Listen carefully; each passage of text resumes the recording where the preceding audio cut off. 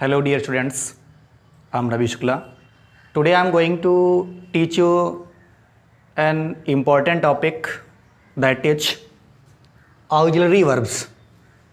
Students, first of all I would like to tell you the definition of auxiliary verbs. A verb that is used with a main verb to show tense or to form questions is called auxiliary verbs. Students, थोड़ा सा हम बात करना चाहेंगे कि auxiliary verbs means क्या होता है. auxiliary verbs means हम helping verb कह सकते हैं. जैसा कि आप जानते हैं कि helping verbs को हम हिंदी में अगर बात करें तो सहायक क्रियाओं के नाम से जानते हैं. means auxiliary verbs means helping verbs. Hindi में बात करें तो सहायक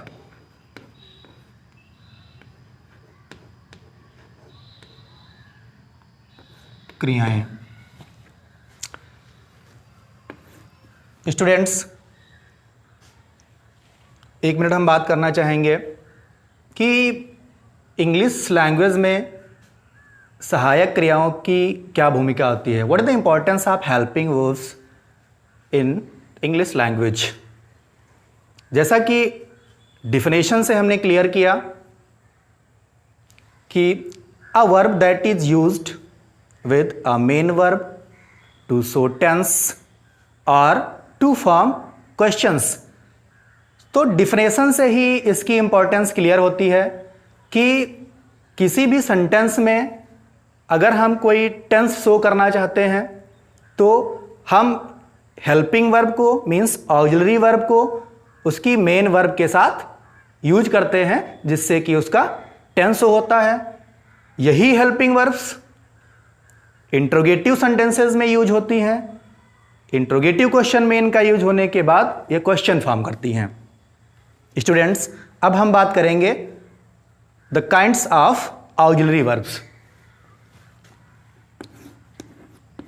There are two kinds of auxiliary verbs, that is primary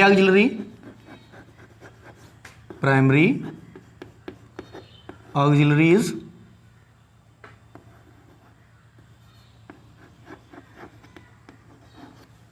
and modal auxiliaries. Primary auxiliaries को हम हिंदी में अगर बात करें तो इन्हें हम प्राथमिक सहायक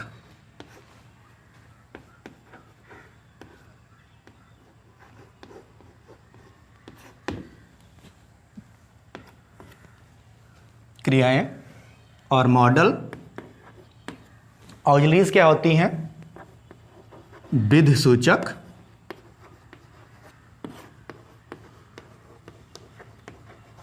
सहायक क्रियाएं. स्टूडेंट्स, अब हम बात करना चाहेंगे प्राइमरी ऑक्सिलियरीज के बारे में. तो हम देखते हैं प्राइमरी ऑक्सिलियरीज के कौन कौन से पार्ट्स होते हैं. प्राइमरी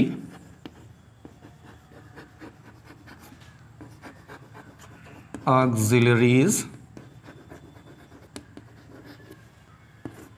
स्टूडेंट्स, जैसा कि हम लोगों ने देखा primary auxiliary verbs are divided into two parts, that is primary auxiliaries and modal auxiliaries. After that once again there are three parts of primary auxiliaries. Means primary auxiliaries are further subcategorized into three parts, that is be, have, do. अब हम देख सकते हैं कि be form की helping verbs कौन सी होती हैं, हैव फॉर्म की हेल्पिंग वर्ब्स कौन सी होती हैं और डू फॉर्म की हेल्पिंग वर्ब्स कौन सी होती हैं? जैसा कि मैं बोर्ड पे लिख रहा हूं, आप लोग ध्यान दें। Be is am are was were. अगर हम नंबर की बात करें तो 1 2 3 4 5। बी फॉर्म की हेल्पिंग वर्ब्स की अगर हम बात करें तो 5 हेल्पिंग वर्ब्स होती हैं। कौन कौन सी होती हैं? Is, am, are, was, were. Have form की हेल्पिंग वर्ब्स को हम देख लेते हैं। Has, have and had. ये हो जाती हैं हैव फॉर्म की ऑक्सिलरी वर्ब्स, हेल्पिंग वर्ब्स हम कह सकते हैं। डू, डज, डिड, ये हो जाती है डू फॉर्म की ऑक्सिलरी वर्ब्स, डू फॉर्म की हेल्पिंग वर्ब्स। स्टूडेंट्स, अभी तक आप लोगों ने क्या देखा कि ऑक्सिलरी वर्ब्स के 2 काइंड होते हैं, primary auxiliaries, model auxiliaries. Primary auxiliaries 2 part के 3 पार्ट होते हैं, बी, हैव और डू। हम लोगों ने क्या देखा कि बी फॉर्म की helping verbs is, am, are, was, were होती हैं। Have, has, have, had. Do की फॉर्म की अगर बात करें तो डू, डज, डिड। स्टूडेंट्स, अब हम बात करना चाहेंगे, मेन टॉपिक पे आ जाते हैं, मेन बात पर आ जाते हैं हम कि जैसा कि मैंने बात की थी वीडियो की शुरुआत में कि helping verbs, model auxiliaries, primary auxiliaries की इंपॉर्टेंस क्या होती है। जनरली हमने बताया भी कि किसी टेंस को शो करने के लिए या फिर क्वेश्चन फॉर्म करने के लिए हम हेल्पिंग वर्ब्स या मॉडल ऑक्सिलरीज या प्राइमरी ऑक्सिलरीज का हम यूज करते हैं। तो हम बताना चाहेंगे कि जब हम किसी सेंटेंस को फॉर्म करते हैं, सेंटेंस लिखते हैं या ट्रांसलेशन करते हैं, उसके ड्यूरेशन में भी हमको इन हेल्पिंग वर्ब्स की रिक्वायरमेंट होती है, इनकी इंपॉर्टेंस होती है। तो हम अब ये जानना चाहेंगे कि इनका हम अपने सेंटेंसेस में किस तरह से यूज करते हैं। तो देखते हैं हम किस तरह से इनका यूज करेंगे। तो सबसे पहले हम बी फॉर्म की हेल्पिंग वर्ब्स को ले लेते हैं और बी फॉर्म की हेल्पिंग वर्ब्स का क्या यूज होता है, क्या इंपॉर्टेंस होती है हमारे इंग्लिश ट्रांसलेशन में, हम उस पर चर्चा करते हैं। स्टूडेंट्स, हम देखते हैं use of be means be form की जो हेल्पिंग वर्ब्स होती हैं उनके यूजेस पे हम चर्चा करेंगे। जैसा कि बी फॉर्म की हेल्पिंग वर्ब्स हमने क्या बताई थी? Is, am, are, was and were. Be form की हेल्पिंग वर्ब्स होती हैं is, am, are, was, were. अब हम थोड़ा सा बात करते हैं कि is, am, are, was, were का हम यूज किस तरह से सेंटेंस में करते हैं। स्टूडेंट्स, यहाँ पे थोड़ा सा एक चीज़ है जो कि बहुत कंफ्यूजन क्रिएट करती है स्टूडेंट्स को, कि हम लोग देखते हैं जब वर्ब्स की शुरुआत करते हैं हम पढ़ने में, तो हम लोग पढ़ते हैं लिंकिंग वर्ब्स। तो लिंकिंग वर्ब्स में भी हम लोग देखते हैं is, am, are, was, were का यूज होता है। जनरली हम लोग पढ़ते हैं these are the linking verbs is, am, are and was, were. तो अब डिफरेंस क्या होता है कि लिंकिंग वर्ब्स और ऑक्सिलरी वर्ब्स में, कि is, am, are, was, were linking verbs भी हैं, ऑक्सिलरी वर्ब्स भी हैं। जैसा कि मैंने बताया कि auxiliary verbs are helping verbs, तो यहाँ पर हम is, am, are, was, were का यूज लिंकिंग वर्ब की तरह नहीं, बल्कि हम हेल्पिंग वर्ब की तरह शुरू कर रहे हैं। डिफिनेशन, शुरुआत में डिफिनेशन हमने बताया, तो उसमें एक पॉइंट आप लोगों ने मार्क किया होगा कि मैं बताया अ verb that is used with a main verb. तो यहीं से हम लोग क्लियर कर सकते हैं, बहुत कंफ्यूजन की कोई बात ही नहीं है। लिंकिंग वर्ब का काम होता है सब्जेक्ट और कॉम्प्लीमेंट के बीच एक लिंक का काम करना। सब्जेक्ट और कॉम्प्लीमेंट के बीच में आकर के दोनों को जोड़ने का, एक लिंक का, कड़ी का काम करना होता है। जब किसी सेंटेंस में is, am, are, was, were subject और कॉम्प्लीमेंट को जोड़ने के लिए काम करते हैं तो वो लिंकिंग वर्ब्स कहलाते हैं। और यही वर्ब्स जब किसी मेन वर्ब के साथ जुड़ती हैं, जब किसी मेन वर्ब के साथ काम करती हैं, तो यही क्रियाएं उस मेन वर्ब की सहायक क्रियाएं कहलाती हैं। That is the auxiliary verbs और हेल्पिंग वर्ब्स। क्लियर? एक एग्जाम्पल देकर के मैं क्लियर करता हूं। Example,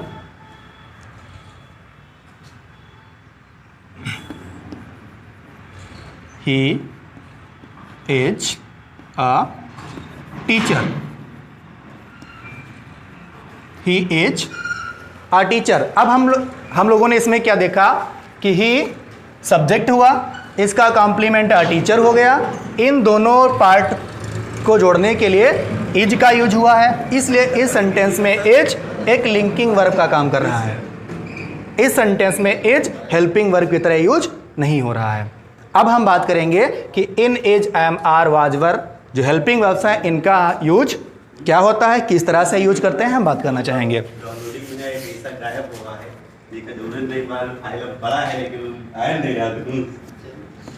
present continuous tense, present continuous tense.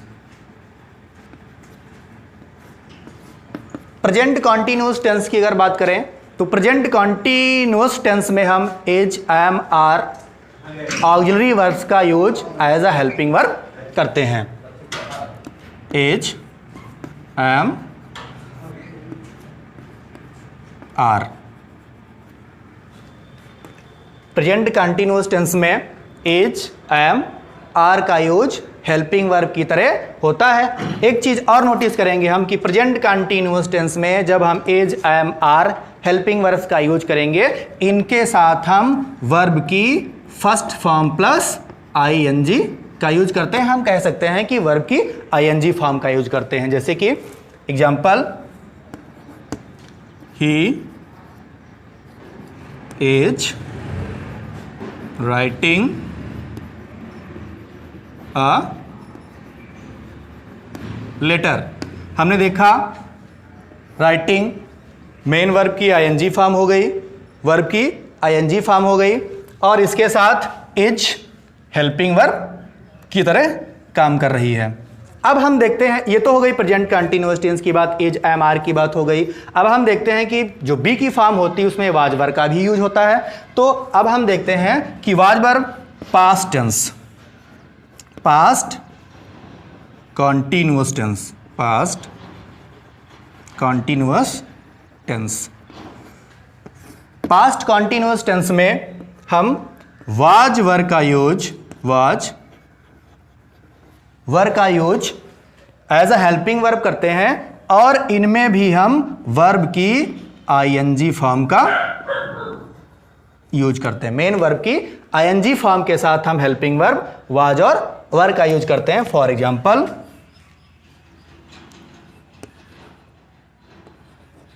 They are going to market. जैसा कि एग्जाम्पल में आप लोगों ने देखा कि गोइंग मेन वर्ब की आईएनजी फॉर्म हो गई, sorry they were going, past tense की बात हो रही है, तो they were going to market. अब हमने देखा कि were as a helping verb use हुआ है, गोइंग मेन वर्ब की आईएनजी फॉर्म हो गई, इसलिए पास्ट कॉन्टिन्यूअस टेंस में वाज और वर्ब का use as a helping verb होता है। अब बात करना चाहेंगे हम, ये तो सिर्फ कॉन्टिन्यूअस टेंसेस की बात हुई, प्रेजेंट और पास्ट कॉन्टिन्यूअस टेंस की बात हुई। अभी और भी कुछ चीजें होती हैं जिनमें हम was, were, is, am, are का यूज करते हैं। जैसा कि हम लोग देखते हैं, अगर हम पैसिव वॉइस की बात करें, अगर हम पैसिव वॉइस की बात करें तो present indefinite tense, present indefinite tense में present indefinite, present indefinite tense, present indefinite tense में भी एज, एम, आर का यूज होता है। लेकिन कब होता है, वो कंडीशन क्या होती है, प्रेजेंट इंडेफिनिट टेंस के सेंटेंस का जब हम पैसिव फॉर्म करते हैं, प्रेजेंट इंडेफिनिट टेंस के जब हम पैसिव फॉर्म करते हैं तो पैसिव फॉर्म में इज, एम, आर का यूज होता है, लेकिन इज, एम, आर के साथ वहां पर help main verb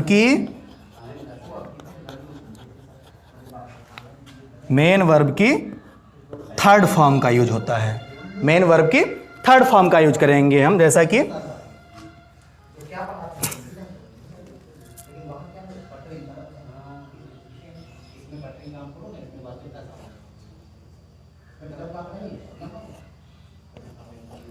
English is taught by mister Gupta. हमने देखा ये प्रेजेंट इंडेफिनिट टेंस का पैसिव वॉइस फॉर्म है, और इसमें देखा हमने कि इज हेल्पिंग वर्ब का यूज हुआ, इज हेल्पिंग वर्ब के साथ वर्ब की थर्ड फॉर्म का यूज हुआ। क्या करते हैं हम, प्रेजेंट इंडेफिनिट टेंस की पैसिव फॉर्म में, जब प्रेजेंट इंडेफिनिट टेंस का अगर हम पैसिव फॉर्म करते हैं उस कंडीशन में is am are helping verb का यूज होता है, लेकिन उस कंडीशन हमको थोड़ा सा ध्यान रखना होता है कि वर्ब की थर्ड फॉर्म का यूज करते हैं।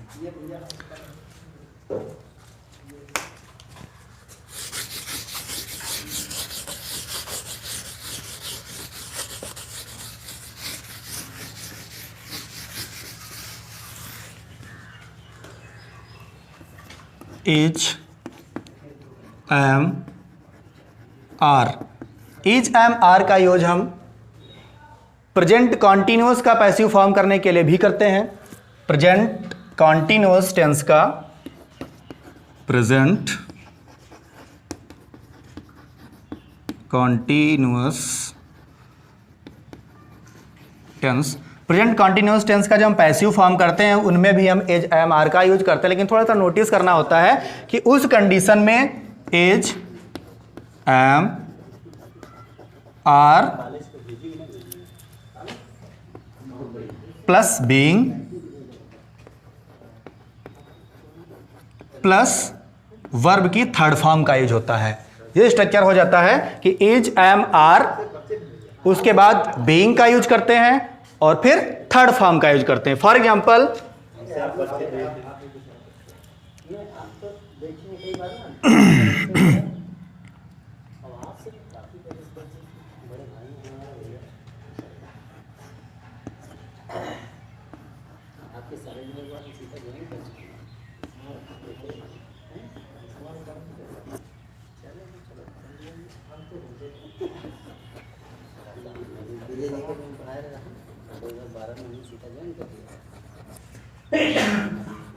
जैसा कि हमने देखा कि they are being welcomed by me, इसमें आर हेल्पिंग वर्ब है, लेकिन जैसा कि मैंने बताया कि अगर प्रेजेंट कॉन्टिन्यूअस टेंस की बात करें तो प्रेजेंट कॉन्टिन्यूअस के पैसिव फॉर्म में हम इसका यूज, इज एम आर का यूज के साथ हम बीइंग जोड़ने के बाद मेन वर्ब की थर्ड फॉर्म का यूज करते हैं। अब हम बात कर लेते हैं वाज वर की। Was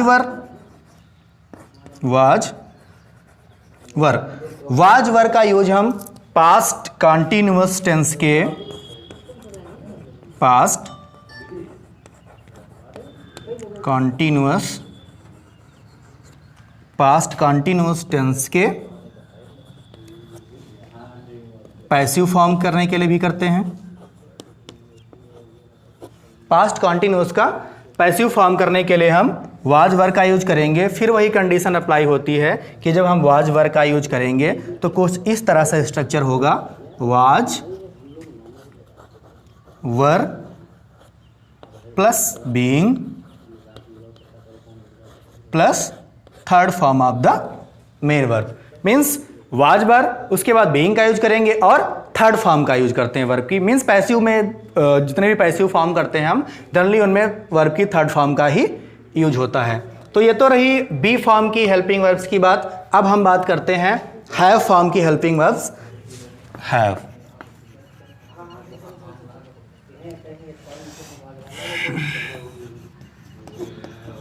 use of have, has, have, had. Have form की हेल्पिंग वर्ब कौन सी होती हैं? Has, have, had. अब देखना चाहेंगे हम, सबसे पहले हम यूज देखेंगे हैज और हैव का। Has and have. हैज और हैव की अगर हम बात करें तो हैज हैव का यूज हम प्रेजेंट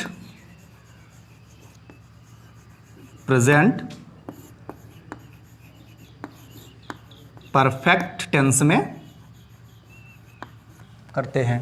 हैज हैव का यूज हम प्रेजेंट परफेक्ट टेंस में करते हैं। प्रेजेंट परफेक्ट टेंस में इनका स्ट्रक्चर क्या होता है? Has have plus third form of the main verb. Means present perfect tense में हैज हैव हेल्पिंग वर्ब्स का हम यूज करेंगे। इनको हम वर्ब की थर्ड फॉर्म के साथ यूज करते हैं। For example, he has given me a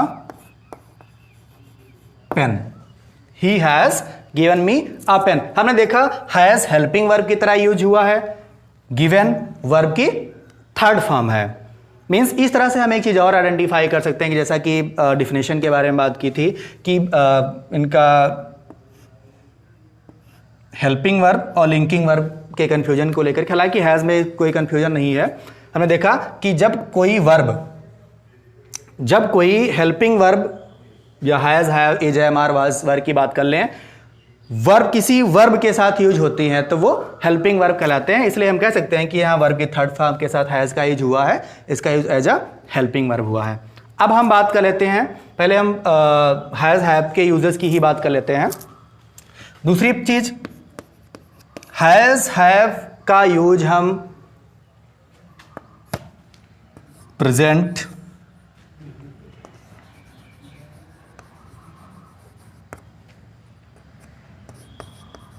perfect tense का पैसिव फॉर्म करने के लिए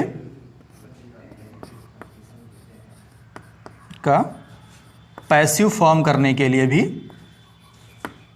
करते हैं। प्रेजेंट परफेक्ट टेंस का पैसिव फॉर्म करने के लिए जब हम हैज और हैव का यूज करते हैं, उसमें एक कंडीशन होती है कि has have plus been plus third form of the main verb. ये स्ट्रक्चर हो जाता है कि हैज हैव के बाद हम बीन का यूज करेंगे और उसके बाद मेन वर्ब की हम थर्ड फॉर्म का यूज करते हैं। तीसरा पॉइंट क्या हो जाता है कि present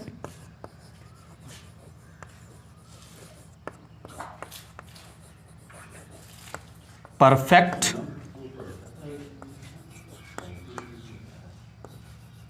continuous tense. Has have का use present perfect continuous tense में भी होता है। प्रेजेंट परफेक्ट कॉन्टिन्यूअस टेंस में जब हम हैज हैव का यूज करते हैं तो उसका स्ट्रक्चर कुछ ऐसे होता है, has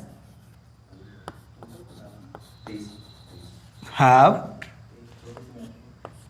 plus been plus ING form of the main verb plus ING form of the main verb. For example देख सकते हैं हम कि he has been singing a song for 2 hours। हमने देखा हैज हेल्पिंग वर्ब का यूज हुआ। जैसा कि मैंने बताया कि प्रेजेंट परफेक्ट कॉन्टिन्यूअस टेंस में अगर हम हैज हेल्पिंग वर्ब का यूज करेंगे तो उसके साथ बीन का यूज करेंगे, और जब has been perfect continuous tense में यूज करेंगे तो हम वर्ब की आईएनजी फॉर्म का यूज करेंगे। स्टूडेंट्स, यहां पे शायद आप कंफ्यूज हो रहे हो कि जैसे मैंने बताया कि प्रेजेंट परफेक्ट टेंस का पैसिव फॉर्म करने के लिए भी हम हैज हैव के साथ बीन का यूज करते हैं, लेकिन पैसिव वॉइस में जब हम हैज हैव के साथ बीन का यूज करेंगे तो वहां पे हम वर्ब की थर्ड फॉर्म का यूज करेंगे।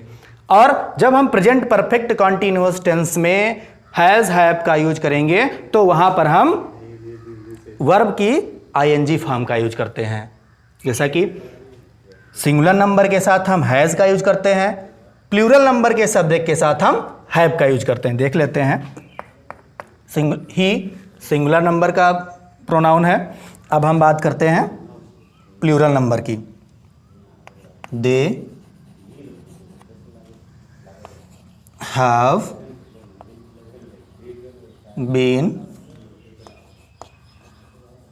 Teaching English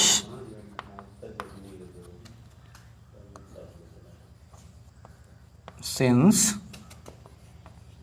4 o'clock।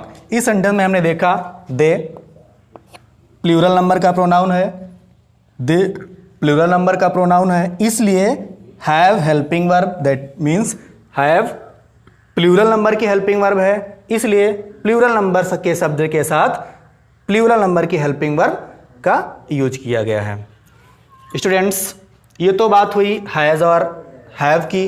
अब हम बात करते हैं use of had. What had. अब हम देखेंगे हैड के कौन कौन से यूजेस होते हैं। हैड फर्स्ट यूज क्या हो सकता है? Past perfect tense. Past perfect tense. Past perfect tense में हम हैड का यूज करते हैं और पास्ट परफेक्ट में हैड प्लस वर्ब की थर्ड फॉर्म का यूज होता है। For example, he had taught me English। He had taught me English। आप देख सकते हैं कि हैड हेल्पिंग वर्ब का यूज हुआ है, उसके साथ मेन वर्ब की थर्ड फॉर्म का यूज हुआ। तो हम याद रख सकते हैं कि पास्ट परफेक्ट टेंस में as a helping verb had का यूज होता है और उस कंडीशन में हैड के साथ हम वर्ब की थर्ड फॉर्म का यूज करते हैं। और हम देखते हैं कि past second use, past perfect tense. Past perfect tense के पैसिव फॉर्म करने के लिए भी हम पास्ट परफेक्ट टेंस के पैसिव वॉइस फॉर्म करने के लिए भी हम हैड का यूज करते हैं। लेकिन वहां पे थोड़ा सा हमको ध्यान देना होता है। वहां पे क्या होता है? Had plus been plus third form of the main verb. जब हम पास्ट परफेक्ट टेंस की पैसिव वॉइस फॉर्म में हैड का यूज करते हैं एज अ हेल्पिंग वर्ब, तो वहां पे क्या होता है कि हैड प्लस बीन, हैड के साथ बीन का यूज करना होता है। ध्यान देंगे, हैड के साथ हम बीन का यूज करेंगे और वहां पे वर्ब की थर्ड फॉर्म का यूज होता है।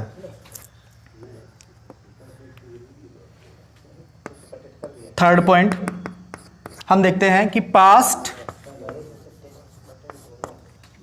Perfect, past perfect continuous tense.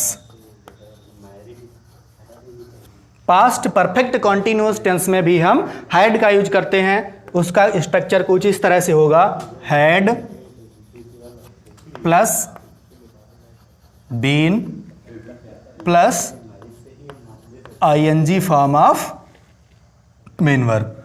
Verb की कौन सी फॉर्म का यूज करेंगे? हम आईएनजी फॉर्म का यूज करते हैं। पास्ट परफेक्ट कंटिन्यूअस टेंस के सेंटेंसेस को ट्रांसलेट करने के लिए हम हेल्पिंग वर्ब हैड का यूज करेंगे। उसके साथ हैड प्लस बीन और वर्ब की आईएनजी फॉर्म का यूज करते हैं। For example, they had been writing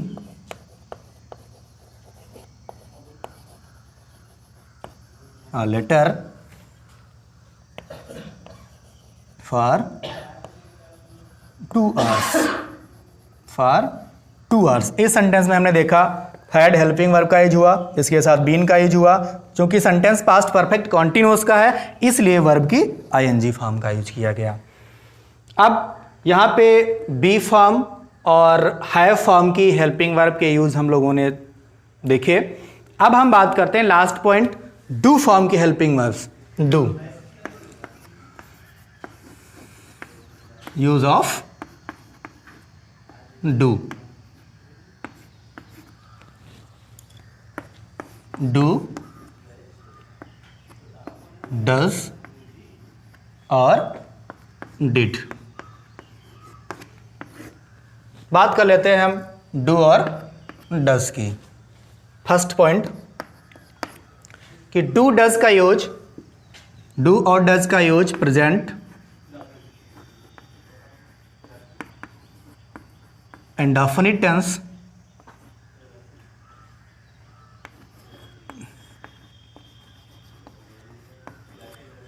present indefinite tense में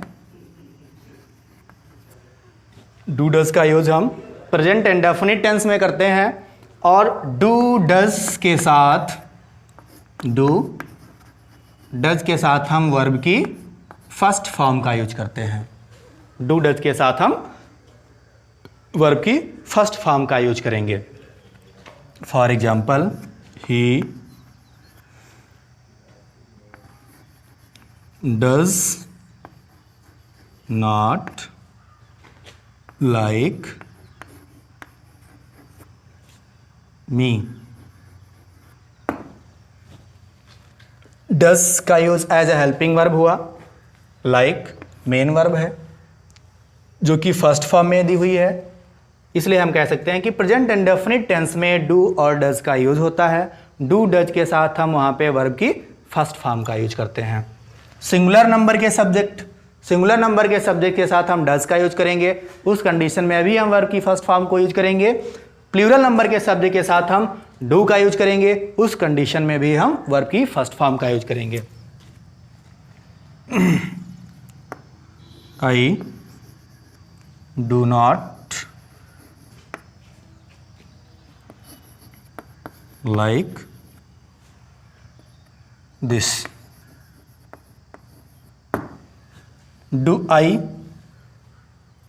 प्लूरल नंबर का सब्जेक्ट है, उसके साथ डू हेल्पिंग वर्ब का यूज हुआ, लाइक मेन वर्ब जो कि फर्स्ट फॉर्म में दी हुई है, इसलिए हम कह सकते हैं कि डू डज के साथ हम मेन वर्ब की फर्स्ट फॉर्म का यूज करते हैं। डिड की बात करें, डिड का यूज हम पास्ट इंडेफिनिट टेंस में करते हैं। पास्ट इंडेफिनिट टेंस में हम डिड का यूज करते हैं। डिड के साथ भी पास्ट इंडेफिनिट टेंस में हम वर्ब की फर्स्ट फॉर्म का ही यूज करते हैं। फॉर एग्जाम्पल,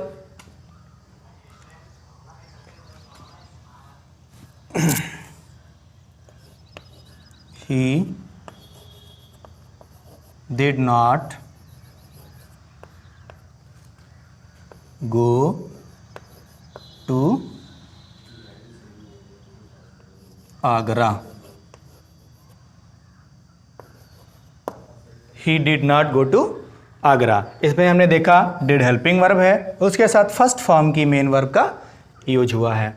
स्टूडेंट्स, हमने इस वीडियो में ऑक्सिलरी वर्ब्स की डिफिनेशन, ऑक्सिलरी वर्ब्स के काइंड्स, प्राइमरी एंड मॉडल्स के बारे में पढ़ा।